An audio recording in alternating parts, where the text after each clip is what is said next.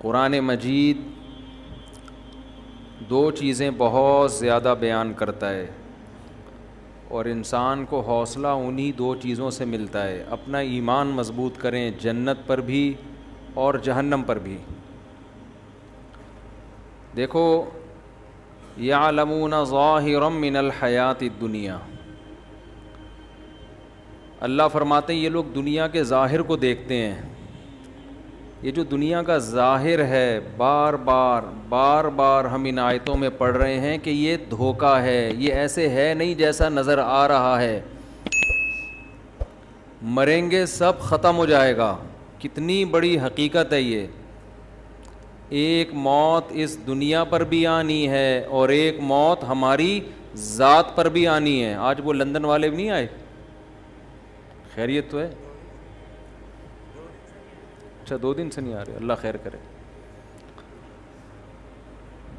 ایک موت ہم پر بھی آنی ہے اور ایک اس دنیا پہ بھی آنی ہے. یہ سب سائنسی ترقی اور خلائی سیارے اور مریخ اور چاند پہ پہنچنے والی باتیں بالآخر زمین پہ ڈھیر ہو جائیں گی. تو ترقی سے تو آپ کو منع نہیں کیا جا رہا، لیکن بار بار بتایا جا رہا ہے اصل آخرت ہے. انسان مرنے کے بعد مر کے ختم نہیں ہوتا، بہت بڑی زندگی اس کے بعد شروع ہوتی ہے، جنت کی صورت میں یا جہنم کی صورت میں. ہم نے فرعون کا واقعہ بھی پڑھا، ہم نے قارون کا واقعہ بھی پڑھا، ہم نے موسیٰ علیہ السلام کا واقعہ بھی پڑھا، کیسے اللہ نے فرعون کو آگ میں داخل کیا ہے. اب آپ مجھے ایک بات بتاؤ، جن لوگوں کا آخرت پہ یقین نہیں ہے ان کی نظر میں فرعون لاکھوں بچوں کا قتل کر کے بھی اس کو کوئی نقصان نہیں ہوا. زیادہ سمندر میں پانی میں غرق ہو گیا، وہ تو نہیں بھی ہوا ہوتا تو اب تک تو ویسے ہی مر چکا ہوتا. لیکن اللہ کہہ رہا ہے ایسا نہیں ہے، ایسا نہیں ہے. النار یعرضون علیہا غدوا وعشیا، آگ ہے جس میں وہ صبح و شام جلایا جاتا ہے. تو ان راتوں میں اللہ سے رات کو اٹھ کے بار بار آگ سے پناہ مانگیں. آگے بڑی سخت زندگی شروع ہونے والی ہے، اور ایک طرف اللہ کی بہت خوبصورت جنت ہے، بہت خوبصورت جنت. مجھے کسی نے بتایا کہ مجھے خواب میں جنت دکھائی گئی، کل کی بات ہے. تو جو بتانے والے بتا رہے تھے کہ اتنی خوبصورت جنت، اتنی خوبصورت، دل ہی نہیں کر رہا تھا اٹھنے کا نا کہ آنکھ کھل جائے. اتنی خوبصورت جنت. تو میں نے کہا کہ جتنی خوبصورت آپ کو خواب میں نظر آئی ہے نا جنت، اس کو 1 کروڑ سے ضرب دے دو پھر بھی کم ہے. تو بھائی یہ کچھ بھی نہیں ہے. یہ جو ہے نا یہ جو یہاں کی انٹرٹینمنٹ، یہاں کیا ہے، زیادہ سے زیادہ پیزا کھا لو گے نا، یہ انٹرٹینمنٹ ہے یہاں کی. کیا کر لو گے؟ بھوک لگ رہی ہے، بیف بریانی کھا لی، بوفے میں چلے گئے، کیا کھا لیا وہاں پہ، کتنی دیر کی لذت ہے. آپ کی پسند کی شادی ہو گئی، آپ کو آپ کی محبوبہ مل گئی، تھوڑے دنوں میں اس نے بھی بڈھے ہو جانا ہے، آپ بھی بڈھے ہو گئے.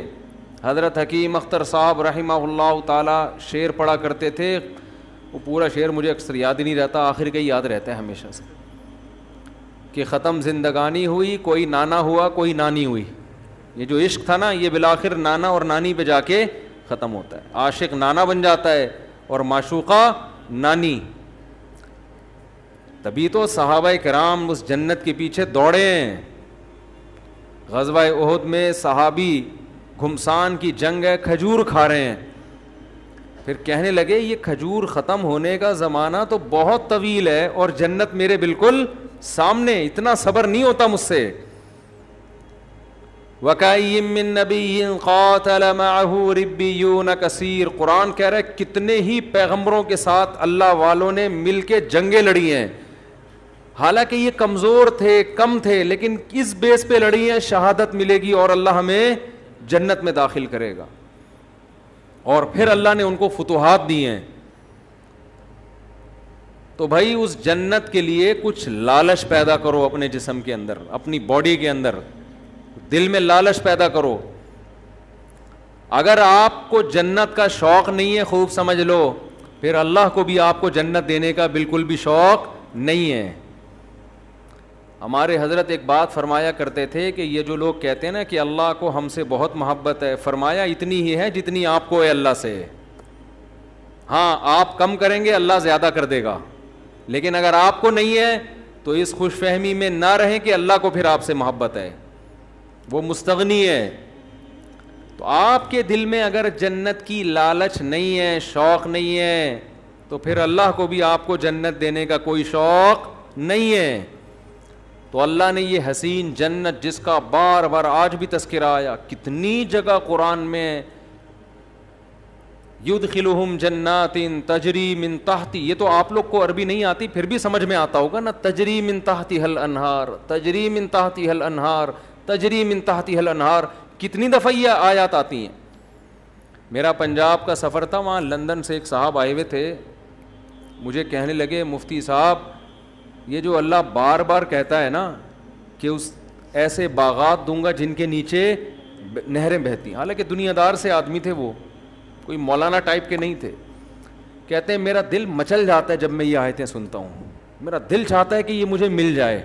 ایسے دل سے کہہ رہے تھے نا کہ بعض دفعہ انسان ایسے دل کی کیفیت سے کوئی بات کہتا ہے کہ لگتا ہے کہ یہ زبان سے نہیں بلکہ دل سے کہہ رہا ہے, اس کی واقعی یہ کیفیات بن رہی ہیں. مجھے ان کا جملہ بڑا اچھا لگا, کہہ رہے ہیں یار بار بار اللہ جب بھی جنت کہتے ہیں باغ کو, اور صرف باغ کو نہیں کہتے, گھنے باغات کو کہتے ہیں. بار بار قرآن کہہ رہا ہے یار تھوڑا سا تو سوچ لو, کچھ تو حقیقت ہوگی نا. یہ اللہ الحم سے لے کے والناس تک ہزاروں سینکڑوں بار جنت کا تذکرہ ویسے ہی کر رہا ہے, دینی وینی نہیں ہے ویسے ہی. تو اگر یہ ویسے ہی کر رہا ہے پھر تو پورا قرآن غلط ہے, پھر تو اسلام غلط ہے, پھر تو اللہ کی باتیں غلط ہیں. اور اگر اللہ کہہ رہا ہے لیکن ایک بار نہیں, ہر تھوڑی دیر میں آیت آئے گی, اللہ ان کو جنت میں داخل کرے گا جن کے نیچے نہریں بہتی ہیں, اللہ ان کو جنت میں داخل کرے گا جن کے نیچے نہریں بہتی ہیں. تو دل نہیں چاہتا ایک شخص آپ کو آ کے کہے, آفر دے کہ یار تو یہ کام کر لے, میں تجھے ہر مہینے اتنے پیسے دیا کروں گا, ایک بار کہے, دو بار کہے, تین بار, تو مجھے 20,000 روپے دے دے, میں تجھے ہر مہینے 3 لاکھ روپے دوں گا. ایک دفعہ کہے گا, 2 دفعہ کہے گا, 3 دفعہ کہے گا, 4 دفعہ, 5ویں 6ٹھی 7ویں 8ویں 9ویں 10ویں 11ویں دفعہ میں تو آپ کے کان کھڑے ہوں گے نا, یار کہیں صحیح تو نہیں کہہ رہا یہ. آپ تحقیق شروع کر دو گے, یار اگر یہ سچ کہہ رہا ہے تو 20,000 میں 3 لاکھ مل رہے ہیں, تو کون پاگل ہے جو نہیں دے گا. تو بھائی اللہ کہہ رہا ہے, وہ آدمی تو پھر بھی جھوٹا ہو سکتا ہے. اللہ بار بار کہہ رہا ہے, یہ میں صرف قرآن میں نہیں کہہ رہا, قل ما کنت بدعا من الرسل, اے نبی ان سے کہہ دیجئے میں نیا نبی نہیں ہوں کوئی کہ میں اس کائنات میں پہلا بندہ پیدا ہوا ہوں جو جنت کی باتیں کر رہا ہوں. میں پہلا تھوڑی ہوں, مجھ سے پہلے موسیٰ یہ باتیں کر کے گئے ہیں, داؤد یہ باتیں کر کے گئے ہیں, سلیمان یہ باتیں کر کے گئے ہیں, عیسیٰ نے بھی یہی کہا. آج تورات اور انجیل اٹھا کے دیکھو, اتنی تحریف ہو گئی, جنت کا وہی نقشہ نظر آئے گا جو قرآن بیان کر رہا ہے, اس میں تحریف نہیں ہوئی ہے. جہنم کا وہی نقشہ بیان تورات بھی بیان کرے گی جو قرآن بیان کر رہا ہے. قرآن کہہ رہا ہے قل ما کنت بدعا من الرسل, اے نبی ان سے کہہ دیجئے میں کوئی نیا پیغمبر نہیں ہوں, مجھ سے پہلے سارے پیغمبر یہی باتیں کر کے گئے ہیں, تو کیوں ایمان نہیں لے کر آتے اللہ کی باتوں پر. آپ کہو گے کہ اللہ تو دکھا کیوں نہیں دیتا ایک دفعہ ہمیں. بہت مشکل ہے بات سمجھانا میرے بھائی. آپ کے دل میں یہ بات آ رہی ہوگی اللہ ذرا سی جھلک دکھا دے. چلو میں آپ سے کہتا ہوں تھوڑی دیر کے لیے فرض کر لو اللہ ذرا سا جنت سے پردہ ہٹا دے, اللہ بتا دے کہ یہ الفلاحیہ مسجد کے گیٹ ہے نا, اس کے پیچھے میں نے تھوڑی دیر کے لیے جنت سجا دی, ذرا جھانک کے دیکھ لو. اور ہم نے جھانک کے دیکھا تو ہمیں کیا نظر آیا, ہمیں ایک عظیم دنیا نظر آئی. تھوڑی دیر کے لیے فرض کر لیں ہم دیکھ لیں تو ہمارا ہوگا کیا, کیا پھر ہم پھر بھی اسی طرح ڈھیلے رہیں گے ہم جیسے اب ہیں. تھوڑی دیر کے لیے فرض کر لیں کہ ایک شخص کہتا ہے میں نے ایک ایسا باغ بنایا ہے. لوگ تفریح پہ جاتے ہیں نا, چترال جاتے ہیں تفریح کے لیے, اور وہ کیا ہے چترال میں جو ہائٹ کی جگہ ہے ایک تو یار داریل دماغ میں بھی چشمہ لگنا چاہیے انسان کے, صرف آنکھوں کے لیے نہیں ہو.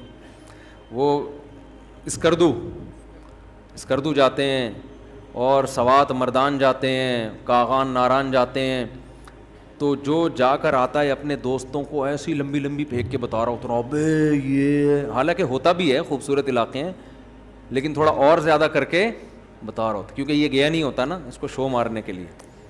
ہم بچپن میں تو ہم ایسا بہت کرتے تھے, ابے بھائی ایسی چیز ہے, ہم تاکہ اس کو نا تھوڑا سا بھرم رہے ہیں اس کے اوپر, اور یہ احساس کمتری میں مرتا چلا جائے کہ میں کیوں نہیں گیا.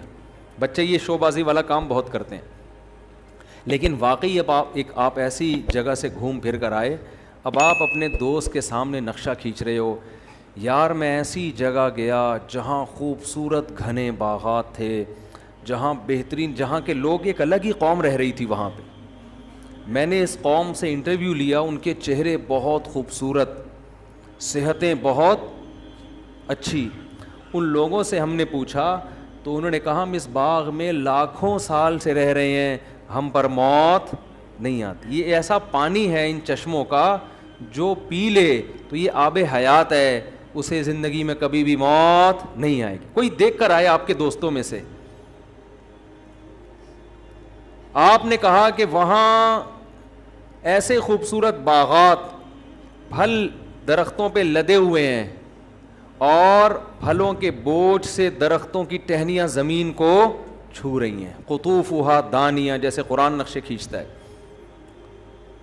اور وہاں اتنی خوبصورت عورتیں ان لوگوں کی قوم میں جو ان کو ملی ہیں نکاح کرنے کے لیے, شادی کرنے کے لیے, اتنی خوبصورت عورتیں ہیں, یرا مخ سوقہما من وراء اللحم, کہ ان کی پنڈلیوں کا گودا بھی ان کی کھال سے نظر آتا ہے, ایسی شفاف اسکن ہے ان کی. جب نبی نے بتایا نا صحابہ کو کہ اللہ نے جو یاقوت اور مرجان سے زیادہ خوبصورت حوریں جنت میں پیدا کی ہیں, ان کی جو پنڈلیوں کا گودا ہے وہ بھی باہر سے نظر آئے گا, اتنی ٹرانسپیرنٹ اسکن ہوگی ان کی. صحابہ نے عرض کیا یا رسول اللہ یہ کیسے ممکن ہو کہ ایک ہے انسان, ہوگی تو انسان ہی نا, کوئی روبوٹ تھوڑی ہے, کوئی مشین تھوڑی ہے انسان, لیکن اس کی اسکن میں اس کی کھال اتنی شفاف, یہ کیسے ممکن ہے؟ تو آپ نے فرمایا کیا تم نے قرآن میں پڑھا نہیں ہے کأنہن الیاقوت والمرجان, میرا رب جنت کی حور کی تعریف کے لیے کہتا ہے جنت کی حوریں ایسی ہیں جیسے یاقوت اور مرجان. تو کیا یاقوت کے پتھر میں موتی میں دھاگا داخل کیا جائے وہ باہر سے نظر نہیں آتا کیا؟ حالانکہ کتنا ہارڈ ہوتا ہے, کتنا سخت ہوتا ہے, اس کے باوجود بھی وہ باہر سے نظر آتا ہے. تو یہ تو دنیا میں اللہ نے ایسی حسین چیزیں, ایسے پتھر پیدا کیے ہوئے ہیں جو اتنے شفاف ہوتے ہیں کہ آپ ان کے اندر ان کا دھاگا نظر آ رہا ہوتا ہے. تو جنت کی حور تو جنت کی حور ہے, یہ تو دنیا میں اس کی مثالیں ملتی ہیں.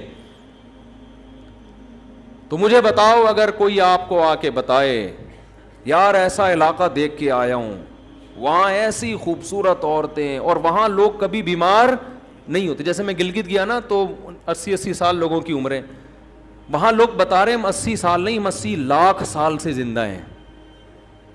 اور یہاں کے بارے میں رپورٹ یہ ہے کہ یہاں کسی کو موت نہیں آتی.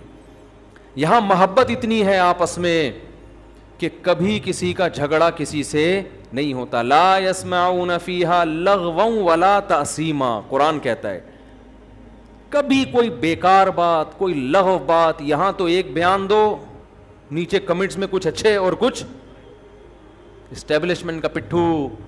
اب اسٹیبلشمنٹ کے تانے کیوں دے رہے ہو؟ اب تو اسٹیبلشمنٹ اس کے خلاف ہے بھائی. ہمیں کہتے تھے نا اسٹیبلشمنٹ کے پٹھو ہیں, یہ حکومت کے پٹھو ہیں. اب تو حکومت بھی گئی, اسٹیبلشمنٹ بھی آپ کے ساتھ ہے. اب اگر میں حمایت کر رہا ہوں تو کم از کم اب تو یہ نہ بولو نا کہ اسٹیبلشمنٹ کے پٹھو ہیں. تو آدمی کی کھوپڑی گھومتی ہے نا کہ یار تم کیا کر رہے ہو, کچھ بولنے ہی نہیں دیتے. آپ تبصرہ کرو لیکن غلط بےہودہ الزام تو نہ لگاؤ نا ہمارے اوپر. تو یہاں آدمی کی کھوپڑی گھومتی رہتی ہے اور پتلا ہوتا رہتا ہے. آج مجھے کوئی کہہ رہا تھا آپ اتنے باریک ہوتے جا رہے ہیں. میں نے کہا بھائی رمضان کا آخری عشرہ چل رہا ہے, اتنے آج بھی میرا عصر کے بعد بھی بیان تھا, افطار سے پہلے. پھر ہم تو افطاری میں 2 نوالے کھاتے ہیں, اس کے بعد تو ہمیں کھانے کا تراویح کے سے پہلے بیان, اب بیان کے بعد جا کے شاید کھا لوں, لیکن ابھی بیان کے بعد بھی پھر کہیں بیان ہے, پھر اس کے بعد کہیں بیان ہے, تو تھوڑے دنوں میں مفتی صاحب مارکیٹ سے کیا ہو جائیں گے, میرا کرتا اور شلوار نظر آئے گا آپ کو, یہاں پہ بیان ہو رہا ہوگا, آپ اس میں سے کنگھال کے نکالیں گے, مفتی صاحب کو نکالو, اتنے باریک ہو جائیں گے, باتیں 4 شادیوں کی, ٹھیک ہے نا, صرف جذبے رہ جائیں گے, صرف کیا رہ جائے گا, جذبہ. تو ابھی میں سوچ رہا ہوں عید کا چاند نظر آ کے تھوڑی ریکوری ہوگی انشاءاللہ, بیلنس ڈلوائیں گے نا اپنے اندر. ابھی تو بیلنس سارا آہستہ آہستہ کیا ہو رہا ہے, ختم ہو رہا ہے, تو بیلنس عید کے بعد تھوڑا ناقے کریں گے بیانات کے, ہو سکتا ہے کہیں آؤٹنگ پہ نکل جائیں, کہیں کھا پی لیں جا کے کہیں کچھ. تو لیکن آدمی ہلکا پھلکا ہی اچھا لگتا ہے, جتنا دبلا ہوتا ہے نا آدمی, دیکھنے میں کمزور لگ رہا ہوتا ہے, حقیقت میں وہ اور صحیح ہو رہا ہوتا ہے. میرے تو رمضان میں زیادہ صحیح رہتا ہے آدمی, جتنا کم کھاؤ, روٹی تو کھاؤ ہی نہیں رمضان میں, بس لیمن کا جوس پیتے رہو بیٹھ کے, اس پہ فٹ رہو گے, اس پہ سیٹ ہو جاؤ, ایسا فٹ فاٹ ہو جاتا ہے نا آدمی, ہلکا پھلکا, صحت ٹائٹ ہو جاتی ہے. خیر, تو میں آپ سے عرض کر رہا تھا کہ یہاں ہم الٹی باتیں سنتے رہتے ہیں, دماغ پکتا رہتا ہے, ٹینشن میں جاتے رہتے ہیں. قرآن کہتا ہے لا یسمعون فیہا لغوا ولا تاثیما, کوئی لغو بات, کوئی ایسی بات کبھی سننے کو نہیں ملے گی جسے سن کے آپ کی کھوپڑی گھوم جائے کہ یار تیرا کیا بولا, دل کر رہا تیرے رکھ کے ایک چماٹ لگاؤں میں. یہ ہوتا ہے نا یہاں پہ, سب محبت کی باتیں. جب ملیں گے سلام کے ساتھ ملاقات, وآخر دعواہم الحمد للہ رب العالمین, جب رخصت ہوں گے تمام تعریفیں اس اللہ کے لیے, منہ سے اچھی بات نکالیں گے لوگ, محبت ہوگی آپس میں, بازار لگیں گے, مارکیٹیں لگیں گی, خرید و فروخت کا اپنا انسان کا ایک نشہ ہے شاپنگ کرنے کا, تو چہرے رونق ہو جائیں گے. اب بتاؤ کوئی ایسی جگہ دیکھ کر آئے اور کوئی نقشہ کھینچے کہ یار میں ایسی جگہ دیکھ کر آیا ہوں جہاں ایسی خوبصورت عورتیں اور ایسے خوبصورت محلات ہیں, بے جوڑ موتی کے محلات, غرف مبنیۃ, اللہ کہتے ہیں بالا خانے ہوں گے جنت میں. بالا خانے کسے کہتے ہیں, گھر کے اوپر گھر, گھر کے اوپر گھر. علی سرر متقابلین, مجلسیں کیسے لگیں گی, تختوں پہ, شاہی تختوں پہ گاؤ تکیے لگا کر بیٹھے ہوں گے بارونق چہروں کے ساتھ. اور اللہ نے کیا تعریف کی, کأنہن بیض مکنون, فرمائے تمہیں جو عورتیں وہاں ملیں گی جن سے تمہارا نکاح ہوگا, بیض مکنون, ان کے حسن کی اللہ کیسے مختلف انداز سے تعبیر کرتا ہے. کہیں اللہ کہتا ہے قاصرات الطرف عین, ایسی حیا, یہاں تو آپ بیگم سے اونچی آواز سے بات کریں, آگے سے اس سے زیادہ اسپیڈ سے جواب پارسل ہوگا. وہاں کیا قرآن کہہ رہا ہے کہ جو حور ہے جنت کی, قاصرات الطرف عین, بڑی بڑی آنکھوں والی, آئینہ, آئینہ کہتے ہیں بڑی آنکھوں والی, اور قاصرات الطرف, نظر کو جھکانے والی. اور قرآن کیا کہتا ہے, حور کسے کہتے ہیں عربی میں, حور کہتے ہیں سفید رنگت والی, حورا کہتے ہیں, اس کی جمع حور آتی ہے. اس کی آنکھوں کی سفیدی انتہائی سفید, اور اس کی جو آنکھوں کی سیاہی ہے, جو پتلی ہے وہ انتہائی سیاہ. کیسے اللہ تعالیٰ اس کے حسن کا نقشہ کھینچتے ہیں. اور قرآن کیا کہتا ہے, ایسی شفاف, کأنہن بیض مکنون, جیسے چھپائے ہوئے انڈے ہوتے ہیں نا, پرندہ گھونسلے میں انڈے دے کے اس پہ گھاس ڈال دیتا ہے کہ اس پہ گرد و غبار نہ آئے. تو اللہ کہتے ہیں میں نے ایسے ہی ان حوروں کو جنت کے مشک و عنبر کی مٹی سے بنا کے خیموں میں محفوظ کر دیا ہے. لم یطمثہن انس قبلہم ولا جان, کوئی انسان اور جن ایسا نہیں ہے جس نے ان کو کبھی چھوا ہو اس جنتی سے پہلے. جنتیوں کے لیے اللہ نے محفوظ کر دی ہیں. اللہ کو پتہ ہے یہاں کون جنت والے اعمال کر رہا ہے, اللہ ان اعمال والوں کے لیے پہلے سے ان کے لیے انتظام کر کے رکھا ہوا ہے اللہ تعالیٰ نے. انا انشأناہن انشاء, اللہ فرماتے ہم نے ان کو اسی مٹی سے بنایا ہے. فجعلناہن ابکارا, ہم نے ان کو ہمیشہ کے لیے کنوارا بنا دیا, ہمیشہ کے لیے. تو کتنی اللہ قرآن میں تعریفیں کر رہا ہے. پھر جنت کی شراب کی تعریف قرآن کرتا ہے, لا یصدعون عنہا ولا ینزفون, ایسی شراب کی لذت دنیا کی شراب سے بھی زیادہ, لیکن نہ اس سے سر میں درد ہوگا اور نہ بہکی بہکی باتیں کرے گا. فیہا انہار من ماء غیر آسن, 4 نہریں اللہ نے جنت میں ذکر کی ہیں. ایک نہر ایسا پانی جس کا ذائقہ کبھی متغیر نہیں ہوگا, ایک سفید دودھ کی بہتی ہوئی نہر, ایک شراب کی بہتی ہوئی نہر. جہاں شراب کا تذکرہ آیا لذۃ للشاربین, فرمایا ایسی شراب جو پینے والوں کے لیے لذت کا سامان ہوگا. وانہار من عسل مصفی, اور ایک نہر اللہ نے پیدا کی ہے شہد کی نہر. اللہ اپنی جنت کی بار بار بار بار بار بار, اور سورہ رحمان میں تو تعریفیں کر کے پھر بار بار یہ بھی کہتا ہے فَبِأَيِّ آلَاءِ رَبِّكُمَا تُكَذِّبَانِ, اپنے رب کی کون کون سی نعمتوں کو جھٹلاؤ گے.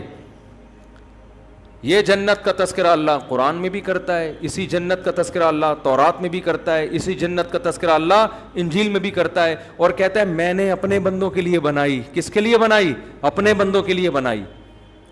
تو اللہ بار بار کہہ رہا ہے میں نے اپنے بندوں کے لیے جنت بنائی, میں نے اپنے بندوں کے لیے جنت بنائی.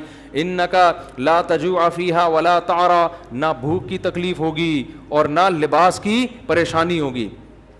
جنت میں جو کھانا کھائیں گے بھوک کی تکلیف کے بغیر, صرف لذت کے لیے ہوگا وہ کھانا. کیسی اللہ نے نعمتیں بیان کی. وَلَحْمِ طَيْرٍ مِّمَّا يَشْتَهُونَ, جس پرندے کا گوشت کھانے کا دل چاہے گا وہ کھاؤ گے. سورہ دہر اٹھا کے دیکھیں, اللہ فرماتے ہیں اذا رأیتہم حسبتہم لؤلؤا منثورا, خوبصورت بچے خدمت کے لیے, اتنی بڑی تعداد میں آپ کی خدمت کے لیے, حالانکہ وہاں خدمت کی ضرورت نہیں ہے, لیکن اللہ نے آپ کی انٹرٹینمنٹ کے لیے, کہ انسان کو نا مزہ آتا ہے کسی سے خدمت لیتے ہوئے, آرڈر چلاتے ہوئے, ابے یہ لے آ جا کے. آپ نے دیکھا نا وہ مکینک کیسے کام لیتے, چھوٹے پانا لے کر آ, چل چھوٹے وہاں سے ٹائر اٹھا کے لا. وہ چھوٹا گنجا ہوتا ہے, اس کے چپت بھی پڑتی رہتی ہے سر پہ, اور اس کو ٹنڈ بھی کروا کے رکھتے ہیں. اکثر میں نے دیکھا ہے وہ بچے جو کام کر رہے ہیں نا وہ گنجے ہوتے ہیں, ان کو میں کہتا ہوں بال تو رکھو, کم از کم چپت لگے گی, تھوڑی تکلیف کم ہوگی اس سے. یہ انسان کی ہے کہ بھائی وہ چودراہٹ چاہتا ہے. تو قرآن کہتا ہے ایسے پیارے خوبصورت بچے خدمت کے لیے, ان کا قرآن نے نقشہ کھینچا ہے.